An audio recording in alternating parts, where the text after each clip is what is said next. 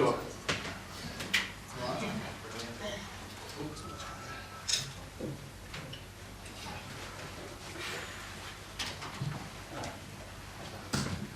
Your tracksuit.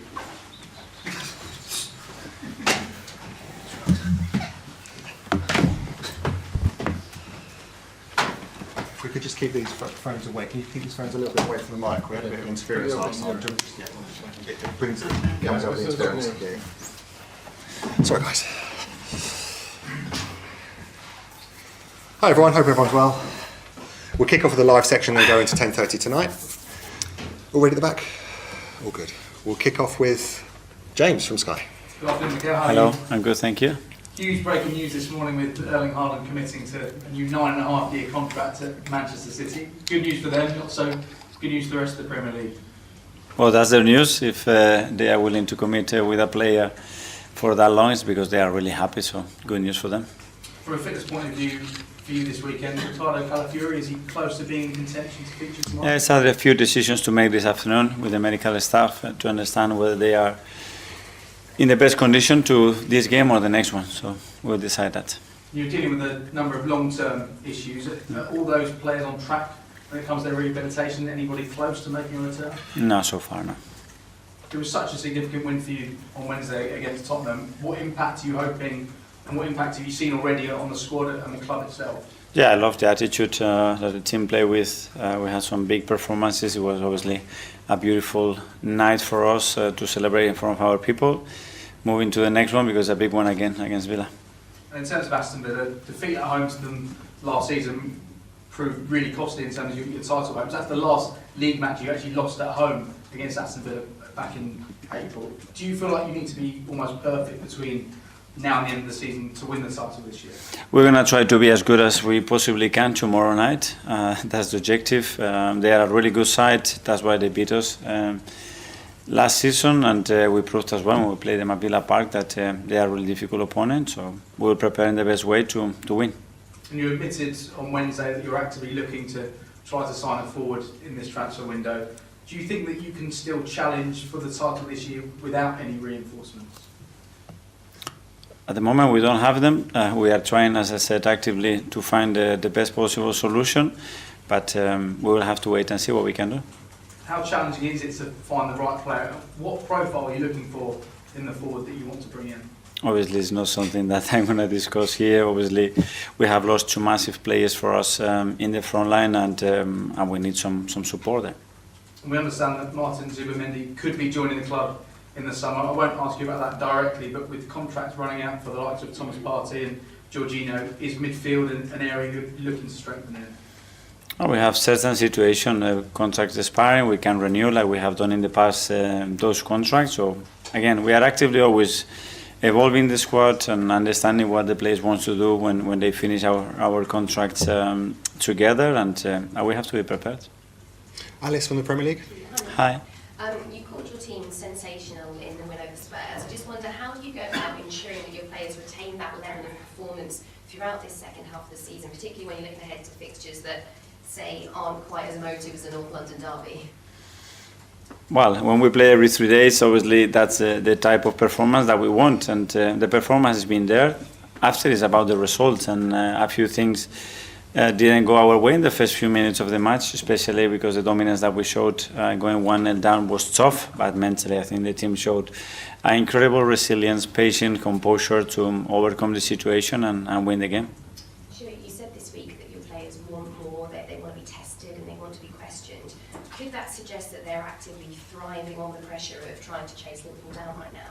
I think so. I think if you want to be fighting for the top trophies with the top teams for 11 months, like we've been doing the last 2.5 years now, you have to enjoy that kind of moments, that kind of circumstances, those challenges, the pressure that comes with it, because it's the beauty of it. That I mean, we are playing to win, and that's exactly what we want to be. Yeah, you use the word pressure there. We often hear it used in a negative context, particularly in football. But is that something you want your players to be feeling now then? Well, I think the pressure comes from within. I think nobody can put pressure on you. I think it's the wrong way, and if that's the case, it's because probably you're not doing or preparing the right way. I think you have to strive to be the best as you possibly can, and there is no more pressure, in my opinion, than that when you daily have this commitment with yourself to achieve that. Okay, Villa up next tomorrow. We all know what happened when they came to the Emirates last season, of course, but you did beat them at Villa Park in August. How wary are you of the threat they pose tomorrow, and how much does that result against them back in April still hurt, I guess? Well, because we know the difficulty of the team that they are, that's why they're performing so well. They have an excellent coach, very good players, really good organization, and we are so used to in the Premier League. It's not very different every 3 days, so tomorrow we're going to have to be really good again to deserve to win the game. Finally, from me, a couple of weeks back you said that you feel Arsenal have been the best team in the league in the last year without winning a major trophy. How realistic do you feel your prospects are of putting that right this time round? Well, in that case, I refer to the stats. When you look at all the stats that are relevant to do that, that's what the stats said. But the reality is that we weren't, because somebody else won the title. So that's something, there is a margin there that we still need to improve and be better. Thank you. It's one from Eleanor.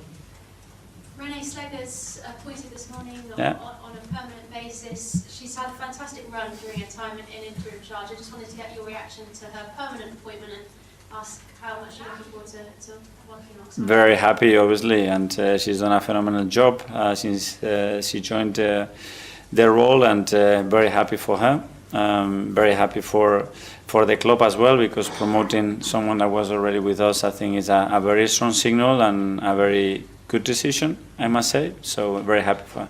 Thank you. Okay, we'll go to Alex from the BBC. Hi, Mikel. Hi. The win over Tottenham was a relief and a good result after a tricky week for you after 2 defeats at home. What's the reaction been like at the training ground from the players and the staff? Have you noticed the difference? It's very good, really happy in the dressing room, really happy the next day, and then start with Villa. That's it. I mean, the enjoyment or the bad mood that we can be when you don't win, it has to disappear immediately, because the focus has to be in the next match and how we prepare in the best possible way. You've spoken before about the good runs you've been on and how momentum is so important to keep up the good results back to back. So how important is it to not let that fall and take the chance to build a good run with the game against Villa? Yeah, well, we didn't be in the position that we are in because we've been very stable. When you look at the run in the Premier League in the last 11, 13 matches, I think speaks for himself, not only the results but the performances, but he's doing it again and again and again, every 3 days, different competitions, and that's what we want to achieve. Ian, TalkSport. Hi Mikel, how are you? Good, thank you. This week was the first time in a while that Liverpool slipped up and you actually won to gain points on them. Do you feel this has been a massive week in the title race? Well, it's always important when you are able to win and capitalize on other teams dropping points. It's always a great week. First of all, because you win, and secondly, because obviously for the rest, it's not been what they wanted. We need many more of those at the moment because of where we are, and we need to stay very, very, very focused to understand that if we do what we have to do, it will be a chance in some moment. Erling Haaland today at Man City, 9.5 years. I think Cole Palmer signed a similar deal at Chelsea earlier in the season. Is that the way we're going forward now with football clubs signing players for almost the entirety of their careers? I don't know. It looks like obviously there's been a few examples of that. I don't know. I don't know if every club is going to take that route. The reasons for it, I think, it will be very particular cases. Maybe we start with managers as well, doing 10-year contracts, and then with the physios and the journalism, and I don't know. So would you like a 10-year contract? At the moment, I have enough. I'm very happy with what we have. One thing you have got is a set-piece coach who is clearly quite good at his job, because you've scored a lot of goals this season through set pieces. And I just wonder if you can give us a little bit of an insight into how much work, how the ideas must come through either just your set-piece coach or all of your coaching staff. Because you must have to update them game by game. You can't use the same ones every game, otherwise people know what they are. And they are, in football where everything is such a fine line, this is now becoming a really vital tool, isn't it? Well, yes, we considered a goal from a set piece the other day, and we could have considered I'm thinking more on the positive another side. way. No, but it's not a positive, it's a balance. If you score and you concede, at the end, the balance is 0. So that's how it is. And yeah, we have Nico, obviously, is responsible for that, and many other things that he does. It's just a small part of his job that he does really well, and the players follow it, and we have some good momentum. And now it's about maintaining it, the attacking and the defensive part, because it's so related. But does he just come up with the ideas, or do you go to him and say, I've got an idea, and maybe... Everything that we do is shared, and it's not an idea that comes on today. It's some work that we started many years ago, and it's constant development. Because what we're doing now, I'm sure that in 3 months, in 6 months, 9 months, it's not going to work. So you constantly have to evolve it. Tom, Football London.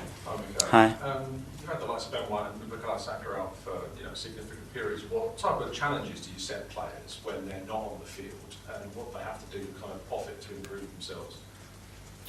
Well, first of all, obviously, the main part is the psychological part, so how they feel emotionally, because being a long time without doing what you love is not easy. Your routines change completely. You are much more isolated because you're not going to work, and that takes a little while to handle and to settle. So first of all, give that support to the players, then the physical condition that they can maintain or improve in relation to the injury that they have, really important, and then use that time as well for other things, because, for example, Bukayo hasn't had any time off in the last 2 seasons. So it's a moment that if he can have a break as well and enjoy other parts of his life, great. To be closer to the family, great. To learn about the game, certain aspects that he can still improve and develop, we are doing that. So that's what we try. And replacing Ben has been Jurien while he's been out, but he's come back from a big injury and played a lot of football. What's it been like to manage his minutes while still dealing with the ramifications of such a long injury? Yeah, it's unbelievable what he's done, especially because he's done it on the right, he's done it as a left fullback as well, and we put in huge demands. That's the thing, that obviously when the squad is short and on top of that you have injuries, quite a lot of injuries like we had, you start to load more players, which is not ideal, obviously. Athletic. Hi, Mikel. Just on Miles, I know a lot of people probably just see him as a left back or a midfielder turned left back, but he's been doing that for a couple of years now. I was wondering, were you maybe involved in the decision to start that kind of evolution of him? Because it was something I think he's been doing since 2-3 years ago. Less than that, I think, but less than that. Yeah, when I saw him, and to give him a chance, and with the product that we had in the academy, the moment that I saw him, the only way that I could think is change his position. I think you want to have a chance here. I spoke to him and I said, this is where you're going to have, because I think it fits a lot his qualities, it fits the way that we play, and it fits because we had necessities in the position. So we started to work on that. He put it into it straight away with the personality that he has, that I think is very obvious, and now he's doing it. I remember in the pre-season game against Leverkusen, you had a chat with him on the pitch about, I think you said it was kind of defensive duties in that game. I was just wondering, since that conversation, how do you kind of assess him since then, how he's kind of grown? Well, adapting to the role is not just on the defensive part. I think physically, very different demands. You're facing wingers a lot of times in that position. You have to be part of a defensive line. You have to know when to release, when to not, when the ball is on your side, how you have to defend the box, something that he wasn't used to do that. And then all the attacking process on top of that. So it's quite a lot. He's dealing with that in a great way, physically as well. He's matured a lot in the last year or so, and they had a great performance without a doubt. Simon Standard. Mikel, when we spoke to you at the start of the window, you sort of described it as what you wanted to add to the squad. But given the numbers you've got in that forward line, Kieran was playing sort of left wing the other night, is it changed to a need to add to the squad now? The word, you mean? Yeah. Well, obviously we have more necessity now because of what happened in the last few weeks. That's obvious. And just how difficult is it to operate in the market when everyone knows that you want a forward? Well, I think it's more a question for Jason. I don't know, but I think we have to do what we think is right, and we can do as well, and that's it. It's clear that we would like to improve the squad, especially with what happened. Can we do it or not? Depend in a lot of factors. Okay, last couple in the live section. Firstly, Phil from PA. Just going back to Miles, obviously he's been so impressive since he's been in the side. Do you think there's a chance that he could be on the radar of the new England manager? Let him settle where he is first and talk about the reality he's got in front of him and deal with that. And I think that's more than enough for now.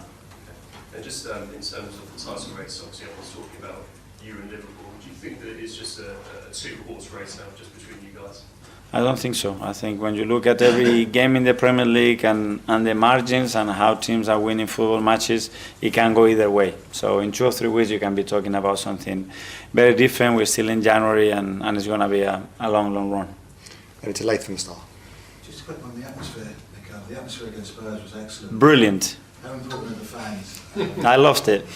I said it the day before. That's in our hands. So we can look and feel sorry of this happened, this injury, of this, of the referee, blah, blah. Yeah. But what is in our hands, let's make sure that we do it. And I saw a different bite to our crowd, a different body language. We were on top of every ball. We created atmosphere with or without the ball. And we had real purpose with when we were screaming and we were going into every ball in a very different way, and I must say that I loved it.